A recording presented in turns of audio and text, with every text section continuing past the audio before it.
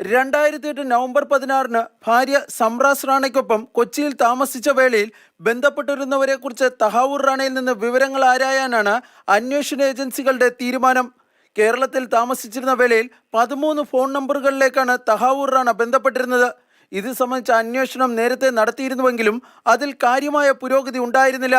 റാണ കൊച്ചിയിൽ താമസിച്ചതിൻ്റെ 5 ദിവസങ്ങൾക്ക് ശേഷമാണ് കശ്മീർ റിക്രൂട്ട്മെന്റ് കേസിലെ മുഖ്യപ്രതിയായ KP സാബിർ രാജ്യം വിടുന്നത്.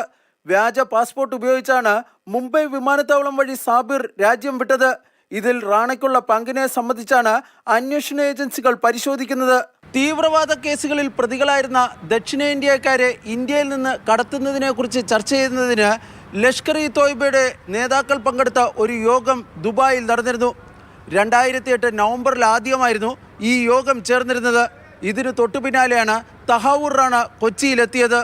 പാകിസ്ഥാൻ സൈന്യത്തിലെ അബ്ദുർ-റഹ്മാൻ ഹാഷിം സയ്യിദ് അഥവാ പാഷ എന്ന വ്യക്തിയുമായി അടുത്ത ബന്ധമായിരുന്നു തഹാവൂർ റാണയ്ക്കുണ്ടായിരുന്നത്.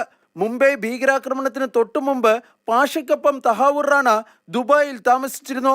പാഷ ലഷ്കർ-ഇ-തോയ്ബയുടെ ഗൾഫ് കമാൻഡർ വാലിയുമായി ബന്ധമുള്ള വ്യക്തിയായിരുന്നു. ഇതിനിടെ മുംബൈ ഭീകരാക്രമണ കേസിലെ പ്രതി ഡേവിഡ് കോൾമാൻ ഹെഡ്ലിക്ക് മുംബൈയിൽ സൗകര്യങ്ങൾ ഒരുക്കി നൽകിയ വ്യക്തിക്കൊപ്പം ഇരുത്തി റാണയെ ചോദ്യം ചെയ്യാനും NIA സംഘം നടപടി തുടങ്ങി. മാതൃഭൂമി ന്യൂസ്, ഡൽഹി.